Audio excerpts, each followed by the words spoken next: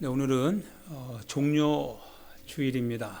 종료주일. 그래서 당시 로마의 개선 장군, 즉 이방 땅을 식민지 삼기 위하여서 군대를 이끌고 나갔던 군대 장관들이 이제 승리하고 돌아오면 온 백성들이 문 밖에 나가서 종려가지를 막 흔들지요. 종려가지를 흔들고 그리고 꽃가루를 막 이렇게 떨고 내죠. 그래서 그 가운데 나팔 소리도 나고요, 환호성도 나고요. 그러면서 이렇게 들어오는, 성 안으로 들어오는, 그들은 화려하게 들어오는 그런 개선 장군들이지만, 그러나 실은 종료주일에 우리가 맞이하는 그런 예수님은 그렇게 화려한 분이 아니시죠.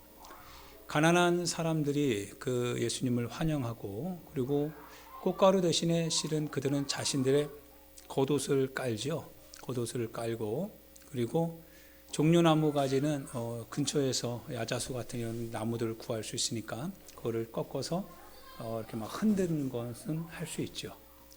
그리고 환호성 부르던 그 같은 많은 그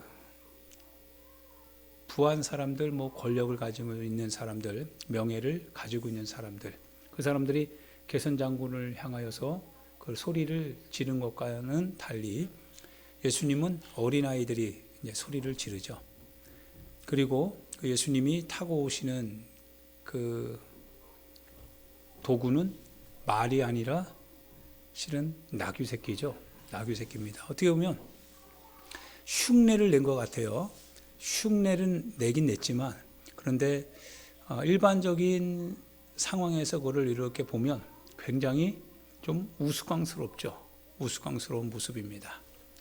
예수님은 그러한 우스꽝스러운 모습으로 예루살렘으로 들어오는 거였지요. 그 예수님이 메시아라고 하는 사실입니다. 그 예수님이 메시아고, 그 예수님이 여러분과 나의 구원자이시지요.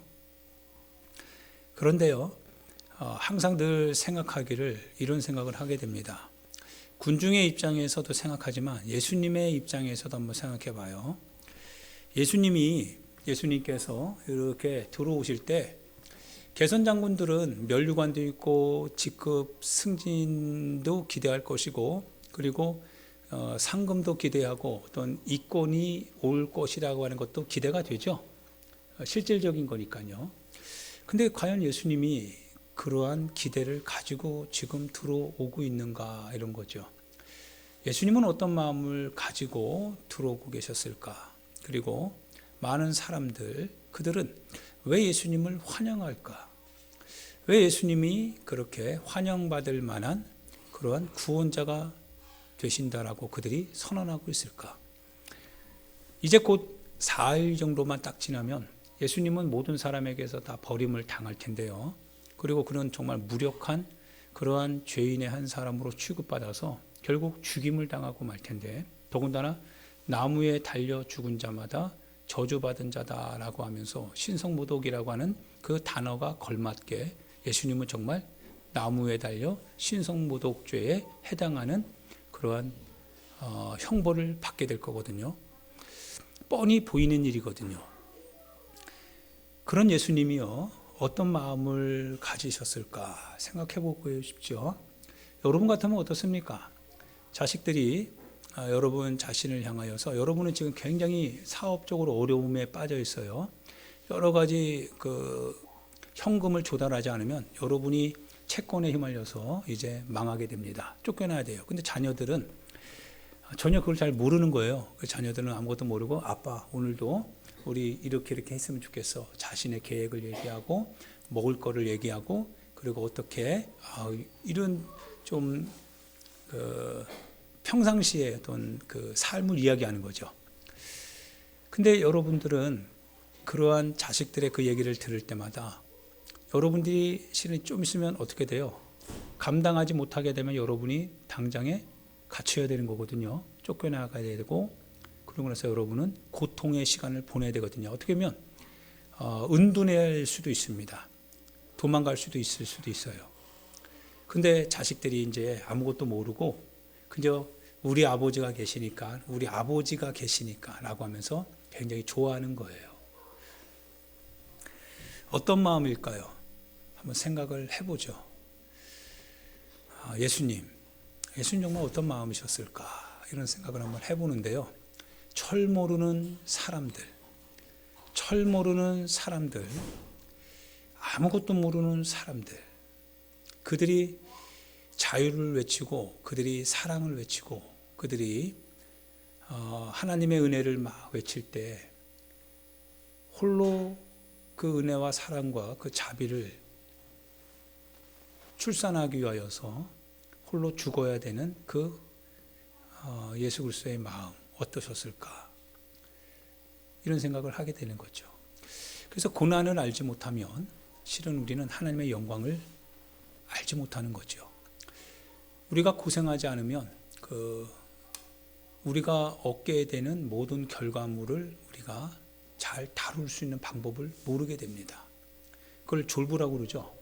졸부들은 한순간에 얻었기 때문에 한순간에 쓰게 되는 거죠. 그러나 고생해 본 사람은 고생을 통하여서 얻은 결과물, 그 결과물을 볼 때마다 어떻게 고생했는지가 그 안에 스토리처럼 쭉 지나가고 있기 때문에 절대로 함부로 하지 못하는 거죠. 우리 구원도 마찬가지죠. 교회도 마찬가지고 우리가 말하는 사랑, 교제, 이러한 따뜻함, 이런 모든 것들도 실은 주님의 이 고난의 스토리를 알지 못하면 그분의 고난의 그 현장에서 함께 울어보지 않았다면 실은 그거는 단순히 어떻게 보면 그냥 싸구려 은혜라고 생각될 수밖에 없습니다.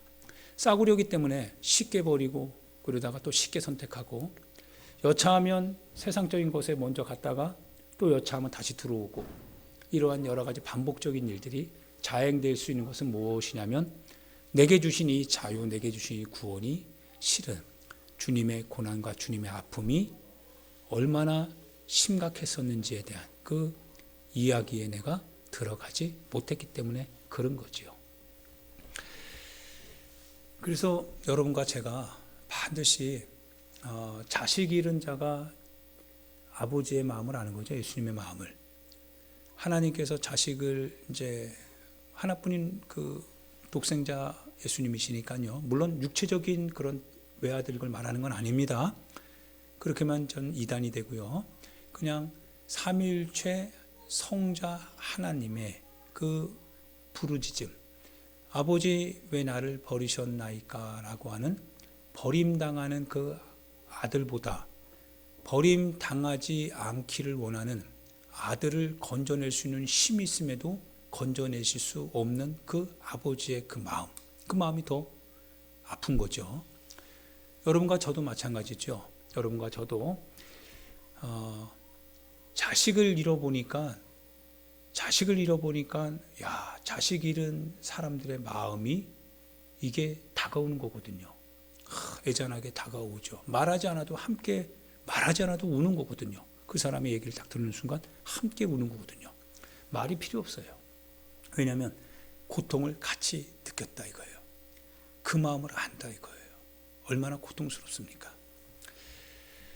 사람들이요, 예수님이 개선장군처럼 이제 예루살렘에 들어가니까 제자들이요, 철 모르는 제자들이죠. 3년 동안 그렇게 예수님을 따라다니면서 그렇게 예수님 앞에 내가 예수님 절대 버리지 않겠습니다 라고 호언장담했던 그런 제자들이죠.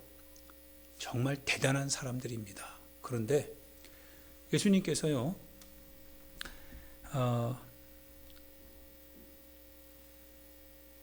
개선장군처럼 이렇게 가니까 우레의 아들 두 아들이요, 이때다 싶어서 다른 제자들 12명의 제자들 중에 자기들이 우선권을 뺏길까봐 예수님 하나는 주의 우편에, 하나는 주의 좌편에, 하나는 주님 비서실장으로, 하나는 뭐예요? 나는 무슨 이렇게 뭐랄까요? 민정수석 막 이런 거 하나 달라고 하는 거예요. 다른 사람 달라기 전에. 우습지요. 제자들이 예수님을 그렇게 생각했어요. 가룟 유다 같은 경우는 굉장히 계산이 빠른 사람입니다. 그래서 예수님을 아무리 살펴봐도 이분이 자기의 기대와 맞지 않을 것 같아요. 이스가랴 유다는 항상 가슴에 뭘 품고 다니는 사람이에요. 단도를 품고 사는 사람이죠. 그래서 이스가랴 이샤이라고 하는 젤롯 땅이라고 하는 그 같은 하나의 칭호를 얻게 된 겁니다. 젤롯 땅은 언제나 친일파들 같은 경우를 만나면 언제나 늘 살해하려고 하는 부지불식간에 그러한 사람, 이 이스가랴 유다. 그래서 그는 정치적인 목적이 굉장히 다분히 셌지요. 그래서 예수님이 그분의 능력만 가지고 있다면 이분처럼 사람들을 숱하게 많은 수만 명의 사람을 막 끌고 다니기도 했잖아요. 당국이 막 두려워할 정도로 소문이 아주 엄청났거든요. 투표했다면 그분은 당연히 아마 대통령 되시는 건 당연하지요. 그런 그분이요, 이제 예루살렘에 들어가면서요, 그러면서 그 예루살렘 로마를 전복시켜 가지고 드디어 다윗의 나라를 정치적인 힘을 통해서, 무력을 통해서 이제 해방되겠다라고 하는 그런 뜻을 드디어 이제 이루어 줄 것이라 생각을 했는데, 근데 예수님이 그러지 않아요. 인자가 오히려 유대인들에게 버림당하고 장로들과 이런 사람들에게 버림당하고 그래서 이방인의 손에 내맡겨져서 죽임을 당한대요. 이게 무슨 말이에요? 있을 수 없잖아요. 근데 예수님이 그거를 3차례에 걸쳐서 계속 하는 거예요. 가룟 유다의 마음에 이제 계산이 되는 거예요. 이분하고는 더 이상 이제 연을 맺을 수 없다 이거예요. 거래 관계죠. 그래서 더 이상 이분하고는 거래할 수 없다는 거예요. 더 이상 내 목적을 여기서는 이분하고는 이룰 수 없다라고 하면서 딱 끊어내요. 그러고 나서 아쉽잖아요. 지금까지 이분을 따라오느라고 내가 희생한 게 얼만데 라고 해서 유대인들에게 대제사장에게 가서 은 30에 예수님을 파는 거예요. 제자들입니다. 대단하죠. 오해와 오해를 받으면서 예수님이 홀로 십자가로 걸어가는데 그 마음이 어떠셨을까 이 생각을 하게 되는 거예요. 부모의 마음이 그런 자식을 두고 갈 때 자식을 호통칠 수도 없잖아요. 다만 예수님이 부탁을 하는 거죠. 내 마음이 심히 죽게 되었다. 내 마음이 고통과 슬픔으로 인하여서 심히 죽게 되었으니 나를 위해서 너희들도 여기서 좀 기도해 다오 라고 부탁을 할 뿐입니다. 근데 그 부탁마저도 못 들어요. 그 부탁을 예수님이 그렇게 했는데도요, 이쯤 되면 의리는 지켜야 될 거 아니겠어요? 그죠? 의리는 지켜야 되잖아요. 정말 의리는 지켜야 되잖아요. 그런데 그것도 못 지켜서 그냥 육신의 피로함 때문에, 육신의 갈급함 때문에, 육신이 여러 가지 상황 때문에 그냥 졸아버려요. 말 못하는 거죠. 그렇다고 예수님이 뭐라고 할 수가 없어요. 오히려 그들을 위로해 줍니다. 마음은 온인데 너희들이 몸이 약하구나. 이 제자들이 그 말에 또 기댔는지 또 졸아요. 웃기는 일이죠. 정말 사람이라고 하는 거 이렇게 간사할까? 사람이라고 하는 건 위로를 받으면 그 위로에 몸을 숨기고 자기의 행위를 회개하는 게 아니라 오히려 그걸 정당화시킵니다. 인간이라고 하는 게 정말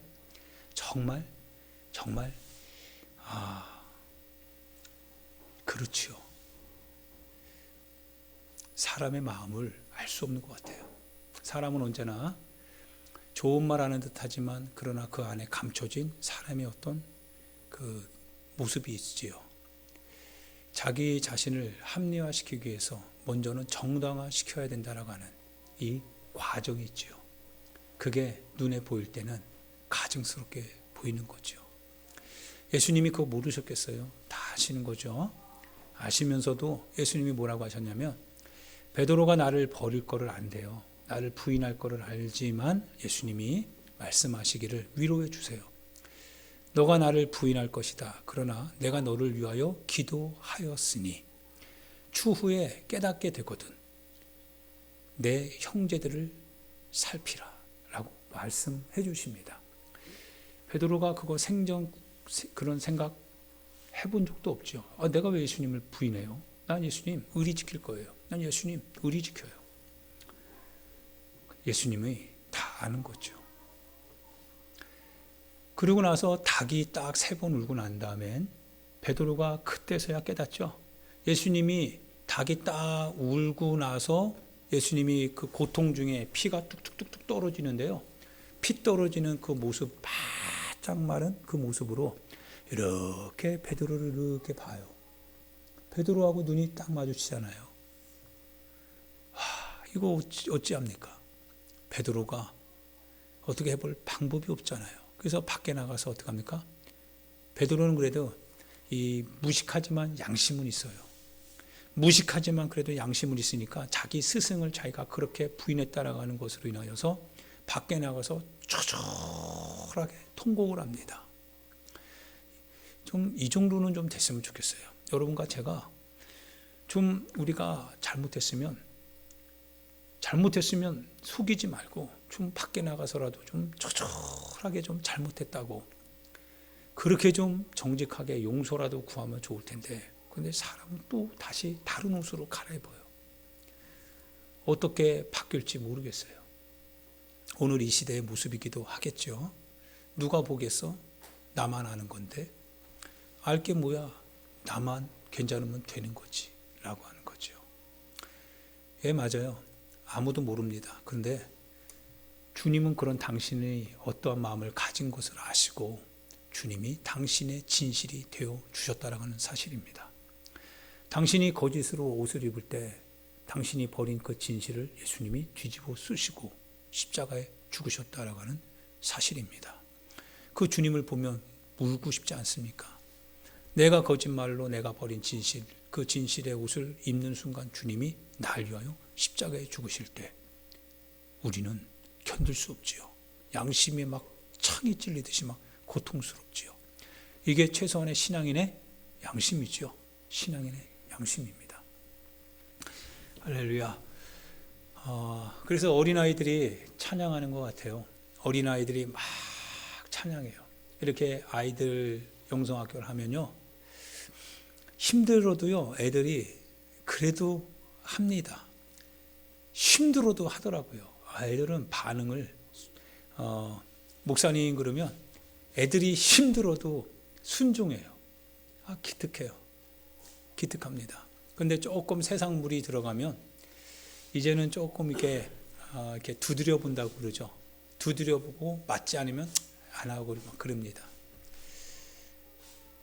예수님께서 그런 어린아이들이 예수님이 이렇게 막 들어오실 때 호산나 다윗의 아들이여 우리를 구원하소서, 가장 높은 곳에서 호산나 내 영혼을 구원하옵소서, 이렇게 막 아이들이, 철없는 아이들이 막 노래하고 막 외칠 때 어른들이 막 그걸 막 막아버려요. 바리새인들이 막, 이 어린아이들은 이성 없는 어린아이, 분별력 없는 어린아이들이 그렇게 막 짓거리는 그와 같은 소리에 행여나 어른들은 어떤 마음이 들었냐면, 로마인들이 이 소리 들었다가 여기 지금 뭐가 난 거예요? 밀란이 난 걸 줄로 착각하면 로마인들이 군대 끌고 올 거 아니에요. 그러니까 그 포지션에 얽매이는 이 기득권자들, 당국자들이 두려워한 거예요. 못된 사람들이죠. 자기 위치 지키느라고요. 자기 실권을 잃어버리지 않기 위하여서요. 예수님을 향하여서 그 어린아이들의 순수한 찬양의 목소리를요, 잠잠하게 하래요. 분별력 없는 애들 호통치래요. 못하게 하래요. 막 예수님이 뭐라고 하세요? 젖먹이들의 입에서 나오는 그 찬미 소리를 하나님께서 온전케 하셨다라고 하는 것을 알지 못하느냐. 만약 저 어린아이들이 입을 열어 찬양하지 않으면 돌과 나무들이 나를 찬양할 것이니라. 예수님이 하시는 말씀입니다. 어떻게 보면 너무나 달고 다른 세상에 찌들고 세상에 물들어서 현실적으로 갈팡질팡하되 그거를 내려놓지 못하고 어떻든지 간에 신앙의 진실을 알면서도 그 진실을 내 삶의 형편 뒤로 내팽개치면서 내 현실을 찾고 끝까지 고집하려고 하는 그런 사람들을 향하여서 외치는 주님의 목소리가 아닐까 싶습니다. 사랑하는 여러분, 이것을 우리가 바라볼 때마다 우리 막 양심에 찔림이 오지 않습니까? 순수하지 못한 욕심으로 가득 찬 모습, 주님의 말씀을 들으면서도 행동하지 않으려고 하는 고집스러운 완고한 모습, 여전히 내가 맞아, 내 길은 내가 추구해 가는 거야, 이거 아니면 주님도 해결할 수 없어, 이거 내 상황, 내 처지, 내 형편, 내 상황 속에서 이거를 포기하라고, 이거를 주님 앞에 어떻게 하라고? 야, 불가능해, 할 수 없어 라고 말하는 그러한 세상에 찌들고 찌들어 버린 우리의 모습과는 달리 아이들이 주님을 향해서 이렇게 외칠 때 주님이 그 아이들의 목소리를 승인해 주시더라 이거죠. 그래서 우리는 가능성을 봅니다. 우리가 예수님의 이 모습을 보면서요, 나도 어린아이 같은 마음을 가진다면, 그렇다면 야, 주님 나 받아주시겠구나 이런 마음 갖습니다. 그래서 정직해야 됩니다. 할렐루야. 사람이 정직해야 됩니다. 마음이 정직해야 됩니다. 거짓이 아무리 판을 이루었다 할지라도, 그러나 그 판 위에서 함께 놀지 않으면 돼요. 정직하게 살면 돼요. 없으면 없는 대로, 있으면 있는 대로 하나님의 뜻 가운데서 정직하게 반응하며 살면 하나님이 그거 아신다라고 하는 사실입니다. 예, 물론 그렇게 사는 것이 호화롭지 않겠죠. 예수님이 그렇게 살기 때문에 호화로운 현실을 산 건 아니시지 않습니까? 예수님도 그렇게 살기 때문에 정말 우스꽝스러운 모습으로 지금 예루살렘으로 들어가는 거 아니겠습니까? 예, 우리 어떻게 보면 우스꽝스러울 수 있어요. 그런데 화려한 옷을 입고 그렇게 떵떵거리며 사는 그러한 그들보다 실은 조금 부족하지만 우스꽝스럽지만 겸손하고 정직하게 주님의 십자가 바라볼 수 있는 그러한 신앙인의 삶이 더 좋은 거 아닐까요? 그렇게 살기를 부탁드립니다. 조금 부족해도 주님 뜻 가운데 사는 것이 넉넉한 목적을 가지고 그 목적을 이루어서 춤추되 하나님의 뜻과 상관없이 벌어들인 것으로 기뻐하는 그러한 인생 되지 않기를 바랍니다. 하나님의 뜻대로 사셔야 됩니다. 그게 주님이 기뻐하시는 것이지요. 할렐루야. 사랑하는 여러분, 포도원의 비유를 들어봅니다. 여러분들이 그리고 제가 반드시 우리가 기억해야 됩니다. 포도원은 하나님의 겁니다. 우리 포도원은 하나님의 겁니다. 여러분이 지금 신앙이라고 하는 이름으로 가지고 있는 모든 주님의 구원의 열매들, 이 구원의 그 표현들, 구원의 행위, 구원의 모임, 구원의 제스처들은 다 하나님의 겁니다. 여러분의 것이 아닙니다. 세상이 만들어서 하라고 해도 할 수 없어요. 오직 신앙의 이름으로 모인 자들이 성령의 감동으로만 이룰 수 있는 것이 바로 이 자원하는 마음으로 오늘 우리가 섬기고 있는 교회 공동체입니다. 누가 이거를 폐할 수 있습니까? 누가 이거를 마음대로 인간의 인위적인 모습으로 세울 수 있습니까? 안 되는 거예요. 오직 주님의 부르심을 입은 자들이 세워가는 게 교회 공동체입니다. 그래서 반석위에 세워진 교회를 음부의 권세가 이길 수 없는 것은 바로 교회는 오직 하나님의 말씀 위에 세워져 있기 때문에 그렇습니다. 그 말씀 위에 세워지면 되는 거죠. 포도원은 하나님의 겁니다. 그리고 여러분과 저에게 포도원을 지키라고 우리에게 부탁을 하셨습니다. 여러분 잘 지키고 계십니까? 여러분 포도원을 잘 지키고 계십니까? 말씀을 좀 이제 잠시 후에 마무리해야 되는데, 부탁을 드리면서도 또한 경고하면서도 그러면서도 하나님의 이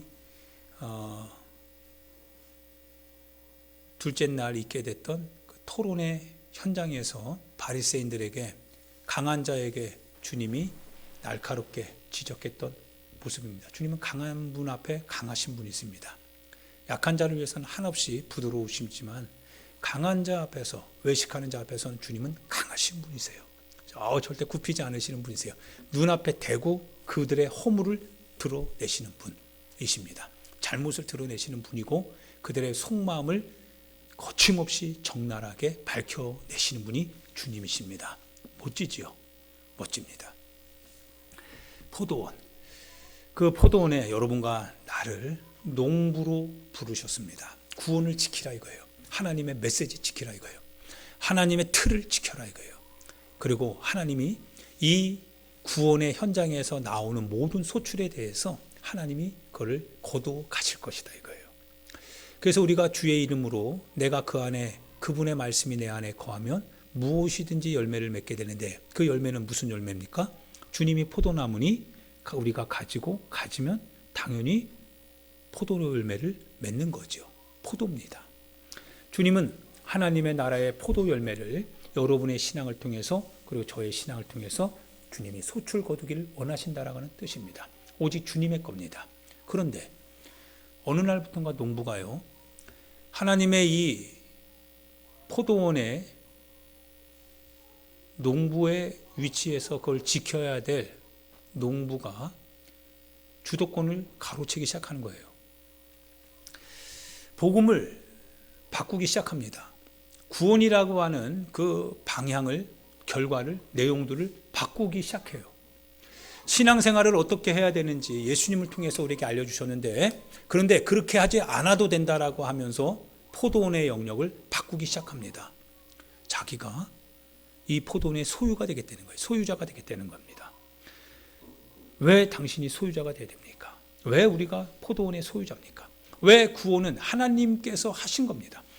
종려나무를 흔드는 종려주일에 주님이 그렇게 올라가실 때 철 모르는 제자들, 철 모르는 그 같은 어른들, 그러면서 자기들이 외치는 것도 아무것도 그것이 무엇을 뜻하는지 모르는 그들을 향하여서 오직 주님만이 어떻게 그들이 외치는 것이 오늘 우리의 현실에서 성취될 것인가, 그것이 실제로 어떻게 될 것인가에 대하여서 그거를 몸소 행동으로 표현하셨던 분이 주님밖에 없었습니다.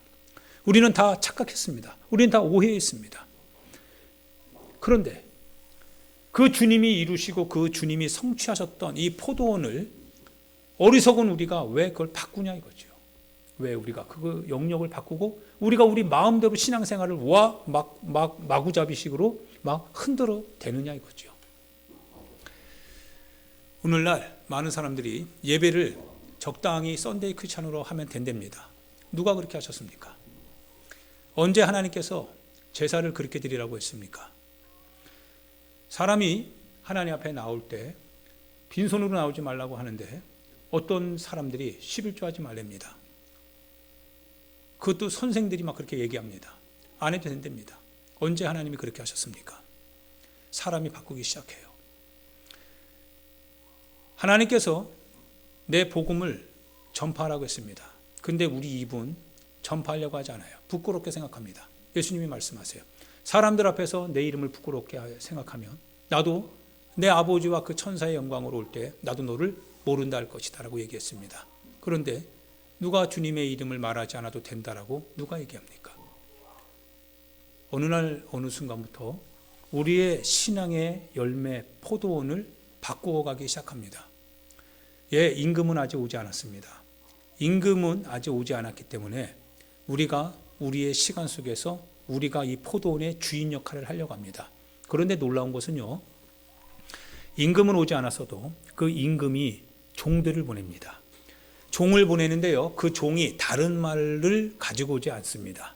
그 종은 본인이 해야 될 말을 그대로 하는데 본인으로부터 나오는 말이 아니라 아버지께서 자기에게 주신 그 말을 가지고 그대로 외칩니다.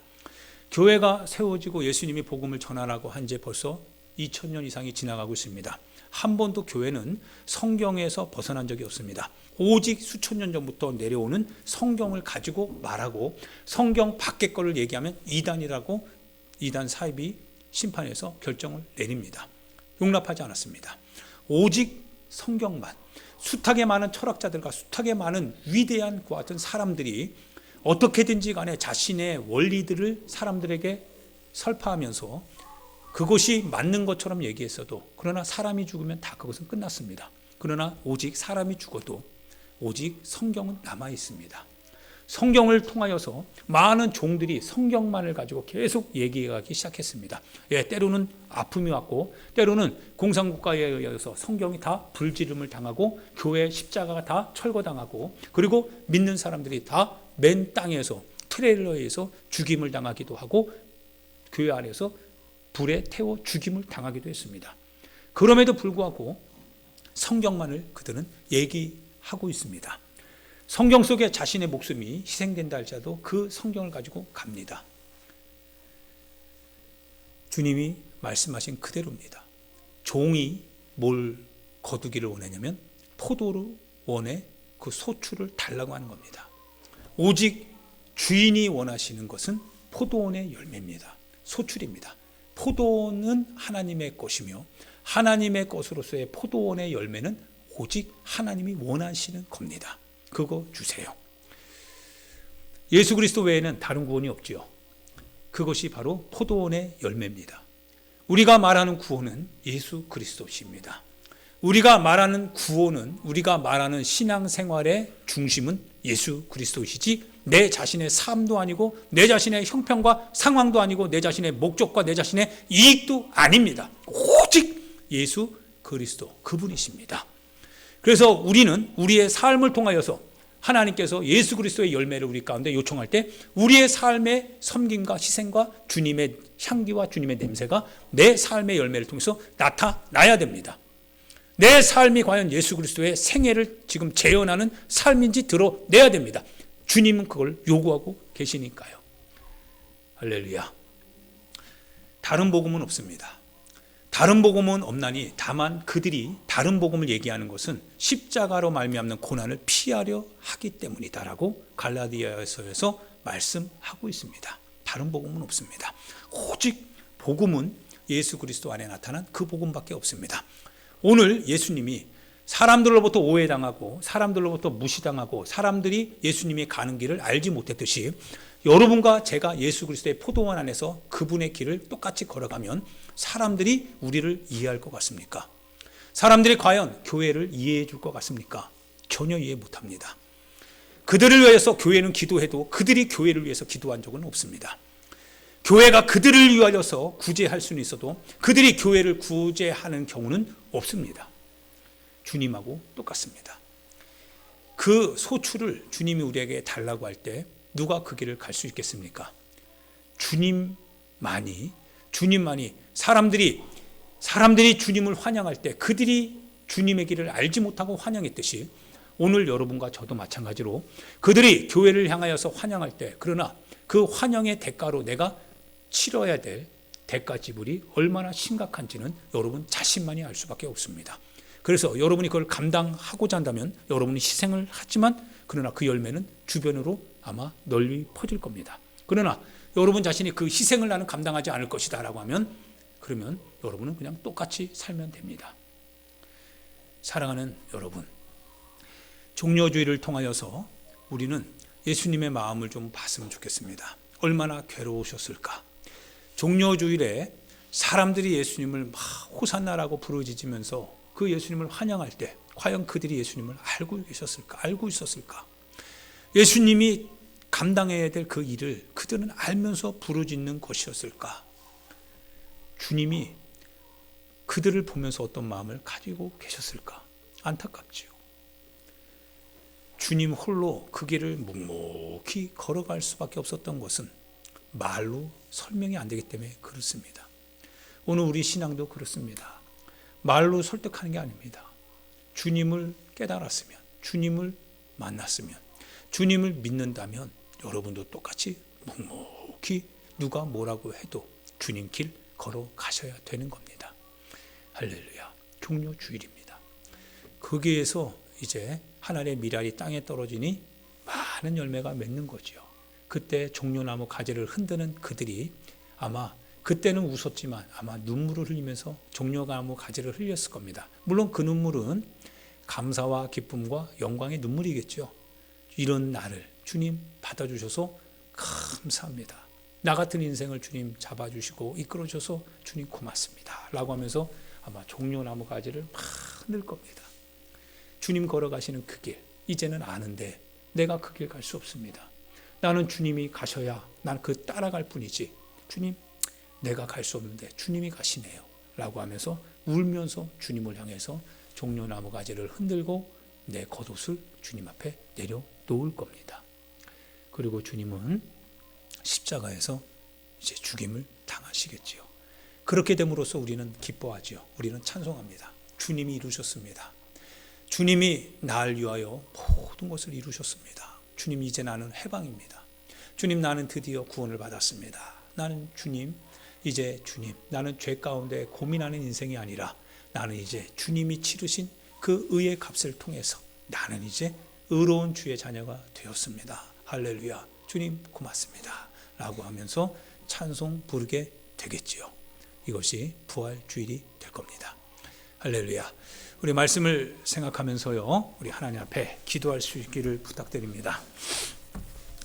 사랑하는 여러분, 주님만이 아시는 길이고 그리고 주님만이 아시기 때문에 주님만이 이루실 수 있는 길입니다. 여러분이 할 수 있는 건 하나도 없습니다. 다만 여러분이 그분에게 힘이 될 수 있다면, 주님에게 힘이 될 수 있다면 주님 바라보시길 바랍니다. 다만 극한 눈으로 주님 바라보세요. 주님 바라보시면서 주님 기도하십시오. 주님, 날 위하여 십자가에 지십시오. 날 위하여 십자가 지십시오. 날 위하여 십자가 지십시오. 주님 아니시면 내가 감당할 수 없는데 주님, 날 위하여서 그 십자가 감당해 주십시오. 라고 여러분이 주님께 부탁하십시오. 주님 감당할 각오 되어 있습니다. 그리고 감당하실 겁니다. 내 영혼을 사랑하시기 때문에 나를 건지시기 위하여서 아버지 하나님께서도 그 아들이 왜 나를 버리셨습니까? 라고 할 것을 알면서도 주님 그거 외면하시고 우리 건지시기로 결정하셨던 분이 주님이십니다. 우리도 그 주님의 마음을 이해하고 주님께 말씀드려야 됩니다. 날 위하여 십자가 지십시오. 날 위하여 십자가 지시고, 그리고 주님, 나도 그 십자가를 바라보며 내 인생을 통하여서 주님 십자가 지는 인생 되게 해달라고요. 누군가가 내가 십자가 지는 것을 보고 그도 나를 통하여서 구원의 이 빛을 만날 수 있다면 주님 그렇게 할 수 있게 해달라고요. 우리 같이 주여 한번 부르고요, 우리 주님 앞에 기도하도록 하겠습니다. 기도.